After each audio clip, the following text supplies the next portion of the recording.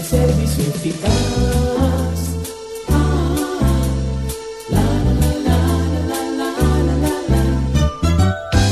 Saludos y gracias por asistir a su Instituto Bíblico del Aire. En el estudio de hoy comenzaremos a estudiar una de las más hermosas ilustraciones que Jesús nos diera, el pastor y las ovejas. Escuche con atención cómo el capítulo 10 del Evangelio de Juan nos presenta esta preciosa verdad cargada de significado para nuestras vidas. Alberto Ovalle ya está listo con la lección.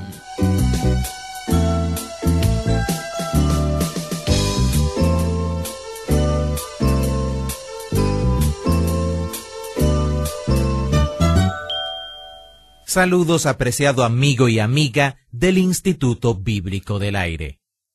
En este día daremos inicio a nuestro estudio en el capítulo 10 del Evangelio de Juan. Daré lectura a los primeros 6 versos del capítulo que dicen: de cierto os digo, el que no entra por la puerta en el redil de las ovejas, sino que sube por otra parte, ese es ladrón y salteador. Mas el que entra por la puerta, el pastor de las ovejas es. A éste abre el portero, y las ovejas oyen su voz, y a sus ovejas llama por nombre, y las saca. Y cuando ha sacado fuera todas las propias, va delante de ellas, y las ovejas le siguen, porque conocen su voz. Mas al extraño no seguirán, sino huirán de él, porque no conocen la voz de los extraños. Esta alegoría les dijo Jesús, pero ellos no entendieron qué era lo que les decía. La gente a la que Jesús les habló esta palabra no entendieron lo que les decía. Veamos si nosotros, con la ayuda del Espíritu Santo, podemos entender lo que Jesús les quiso decir. Primeramente, permítame hacer un par de observaciones. Esta es la continuación del intercambio de palabras entre Jesús y el sistema religioso de su tiempo. Y si queremos tener la perspectiva adecuada de los versos que leímos, debemos tener presente especialmente cómo termina el capítulo 9 de Juan. En ese capítulo Jesús sanó a un ciego de nacimiento, y una vez sanado el ciego, Él les dice que Él es la luz del mundo. Al final del capítulo les dice que Él es la luz que le da vista a los ciegos, hablando en el sentido espiritual. A la vez, Él era la luz que revelaba la ceguera de aquellos que proclamaban que veían. Los fariseos estaban por ahí y escucharon esa declaración, y al parecer hicieron la aplicación correcta. Ellos preguntaron: ¿nos estás diciendo que somos ciegos? He hecho varias veces la ilustración de aquella mina donde hubo una explosión y los mineros quedaron atrapados debajo de la tierra por varios días. Cuando por fin nos encontraron, hubo una gran algarabía. Uno de los mineros exclamó entonces: ¿por qué no traen una luz? Todo está muy oscuro. No hubo más algarabía y todos se quedaron mirando al minero, quien no podía ver a pesar de las linternas que los demás habían traído. Evidentemente se había quedado ciego por la explosión, pero no se dio cuenta de ello por todos esos días hasta que trajeron la luz. Espiritualmente eso fue lo que Jesús le dijo al sistema religioso establecido. Espiritualmente ellos estaban ciegos, pero pensaban que podían ver. Inclusive se ufanaban de su visión espiritual. Por otro lado, este pobre hombre que recibió la vista era una ilustración de aquellos que reconocen que no ven como deben ver. Pero cuando Cristo, la luz del mundo, viene a ellos, reciben, espiritualmente hablando, la sanidad a su ceguera. Los religiosos se ofendieron al entender el sentido en el que Jesús hablaba y dijeron: ¿estás diciéndonos que somos ciegos? Y Jesús les respondió en muchas palabras: sí, precisamente es lo que estoy tratando de decirles. Es muy importante que recordemos cómo en el capítulo 9 este hombre que fue sanado fue excomulgado de la sinagoga. Y al final del capítulo Jesús lo encuentra, lo anima y saca de él una confesión de fe y adoración. Así finaliza el capítulo 9 de Juan. El capítulo 10 continúa en ese mismo punto. No se nos dice que hubo un receso o que cambiaron de lugar. El autor continúa ahí mismo. Así que podemos asumir que fue en ese mismo contexto que Jesús habló estas palabras que hemos leído. Es por eso que debemos siempre considerar el contexto. Recuerde que las divisiones en capítulos y versículos no fueron inspiradas, fueron añadidas después como una manera de ayudarnos a estudiar la Biblia. Así que siempre que haya una división en capítulos, es bueno que usted se pregunte si hay también un cambio de tema o de lugar, si hay algo diferente o está todavía en el mismo contexto de capítulos anteriores. Ese es el caso aquí. Jesús comienza diciendo, de cierto os digo, en otras palabras, esto que les voy a decir es una verdad especial e importante.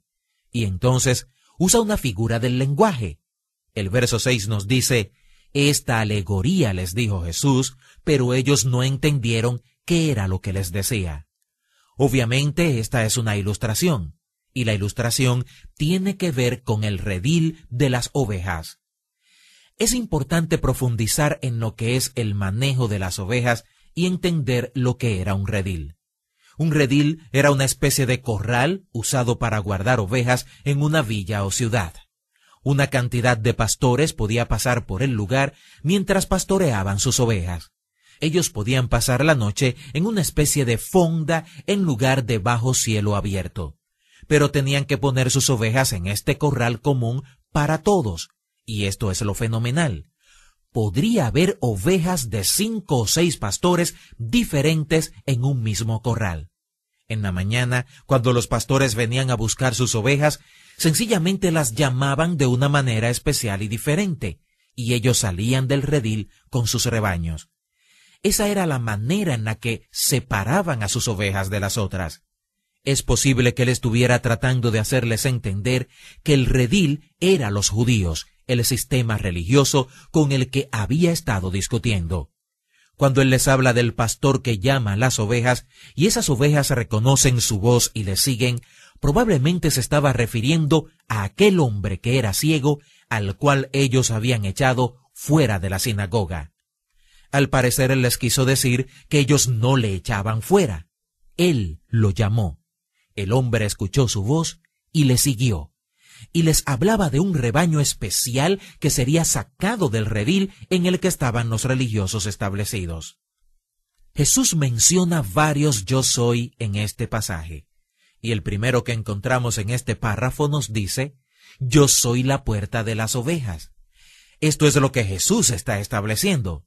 Él habla del portero, quien cuida todos estos rebaños en la noche y quien abre la puerta a los pastores y les permite llamar a sus ovejas. Este portero probablemente representa al Padre Celestial, quien vigila todas estas ovejas. Pero cuando llegamos al verso 7, nos dice Juan que ellos no entendieron esta alegoría. Así que en el verso 7 dice, volvió pues Jesús a decirles, de cierto os digo, yo soy la puerta de las ovejas. Todos los que antes de mí vinieron, ladrones son y salteadores, pero no los oyeron las ovejas. Yo soy la puerta, el que por mí entrare será salvo, y entrará y saldrá y hallará pastos. El ladrón no viene sino para hurtar y matar y destruir. Yo he venido para que tengan vida y para que la tengan en abundancia. Este es un maravilloso pasaje. Recuerde que dijimos en el prólogo que constantemente Jesús dijo que Él era, mientras que Juan el Bautista afirmó que Él no era. En el Evangelio de Juan, capítulo tras capítulo, encontramos muchas respuestas a la pregunta ¿quién es Jesús? De sus propios labios en múltiples ocasiones, Él dijo yo soy, y aquí nos dice yo soy la puerta de las ovejas. Un viajero fue a la Tierra Santa y vio uno de estos rediles. Tenía una pared muy bien hecha que circundaba todo el corral, pero había una entrada del tamaño de la puerta de una casa que no tenía portón. El turista observó que una sola persona cuidaba las ovejas en la noche. Así que le preguntó cómo haría en caso de que las ovejas intentaran huir o si algún animal salvaje intentara comérselas, ya que el corral tenía esta entrada sin ninguna puerta. Como respuesta, el vigilante se acostó en la misma entrada de la puerta y le dijo: «Yo soy la puerta. Ninguna oveja puede salir sino solo pasando sobre mí, y ningún animal salvaje puede pasar al redil sin pasar sobre mí primero». Cristo dijo: «Yo soy la puerta». ¿Se le ha ocurrido a usted que nada que le quisiera hacer daño llegará a su vida a menos que pase primeramente por encima de su pastor, Cristo Jesús? Esa es una gran consolación para la gente que tiene problemas, enfermedades, los deshabilitados y demás. Como señala el libro de Job, lo malo que ocurre en su vida no viene de Dios, pero esas cosas no pueden tocarle a menos que Él las permita. Satanás tuvo que pedir permiso al Señor antes de afligir a Job, y yo creo que Él tiene que pasar primero por nuestro pastor antes de llegar a nosotros para afligirnos. La preciosa verdad que se desprende de esto es que la próxima vez que Él dice que Él es la puerta, dice que el que por Él entrare será salvo. Y eso significa que estará seguro. Y añade que entrará y saldrá y hallará pastos. ¿Ha notado usted que la Escritura nos habla del ir y venir del pueblo de Dios? Los grandes trabajadores de Dios son, primeramente, los grandes adoradores. La gente que va en nombre de Dios primero viene delante de Él antes de tener una salida significativa. Hay un venir fructífero antes de tener una encomienda fructífera. Note cómo Moisés pasó 80 años acercándose a Dios antes de salir para Dios por 40 años.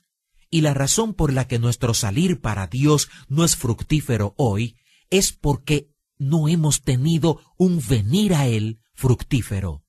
Dios bendice nuestro venir a Él, así como nuestro salir para Él. Note cómo en su invitación Jesús dice: «Venid a mí todos los que estáis trabajados y cargados, y yo os haré descansar». Cada persona que responde a esta invitación de Jesús de venir a Él, saciará su hambre y apagará su sed para siempre, y por ende escuchará la encomienda de la gran comisión: «Id».